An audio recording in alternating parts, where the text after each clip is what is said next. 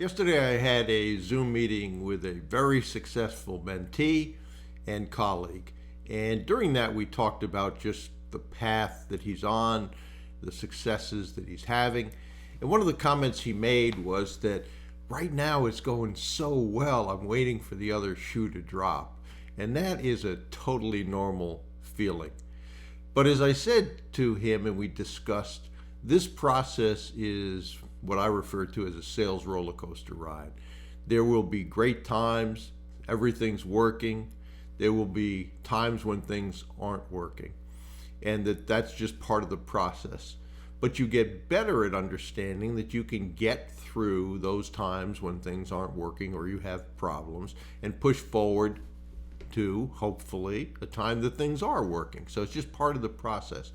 I don't have a single mentee that I can think of that everything just clicked. I've said before that most people fail their way to success, and in all walks of life, that's essentially true. There's very, very few lightning in a bottle successes right out of the blocks. None that I have. And this person that I talked to yesterday, no different. Had tons of things go wrong. Most people would have quit. He didn't quit, and the success he's enjoying now is a result of not only his hard work and doing the right things, but the fact that he was persistent. As a salesperson once said to me, persistence overcomes resistance, and a lot of times that's the case. And he ended up sending me a very short video that I'm going to put at the end of this video as well.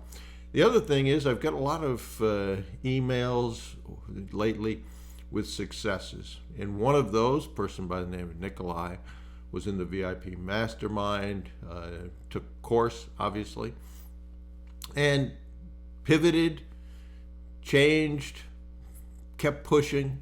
He was a professional football player, or soccer player as we would call it in the United States. He left that career to pursue business acquisition, had his bumps along the road, and just advised me that he had done his second acquisition. So proud to see that, glad to see his success, really given his background and the level of achievement he had in professional sport. It doesn't surprise me, but it wasn't easy. And when I sent him this video clip, he said, yeah, sounds like this process. So I would encourage you to just understand that. When things are going wrong, you can always learn from that. You can have an opportunity to reset, look at what's happening, understand how you can fix those problems and move forward. And when things are going well, enjoy those times. Do more of what led you to things going well. But a lot of people think they're alone and get frustrated that, well, this isn't working fast enough for me. And we all want it to work fast.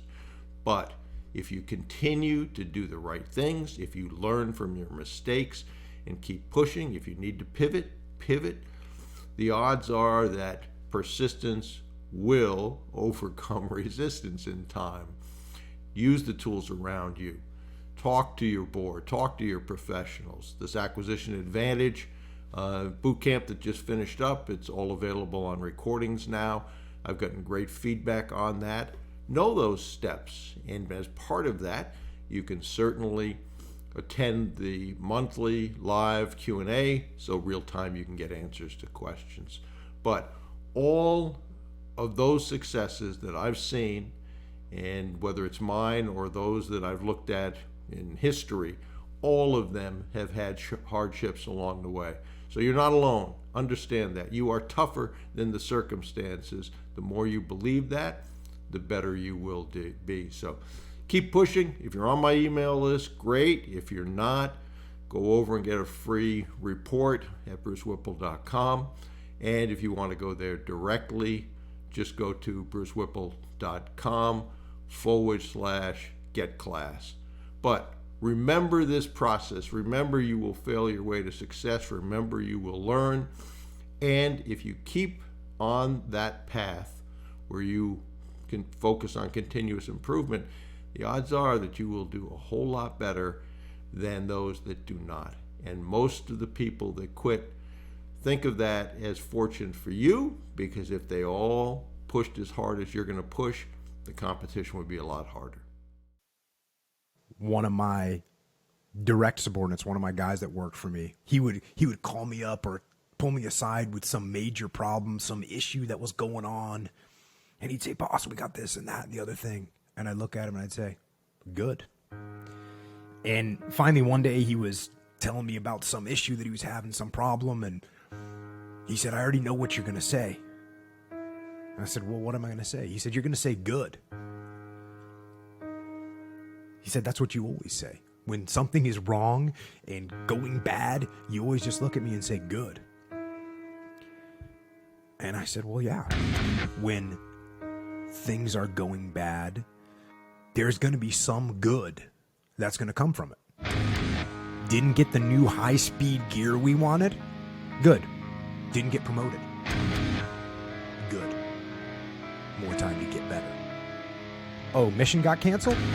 Good. We can focus on another one. Didn't get funded. Didn't get the job you wanted. Got injured. Sprained my ankle. Got tapped out? Good. Got beat? Good. You learned. Unexpected problems? Good. We have the opportunity to figure out a solution. That's it. When things are going bad, don't get all bummed out. Don't get startled. Don't get frustrated. If you can say the word good, guess what? It means you're still alive. It means you're still breathing. And if you're still breathing,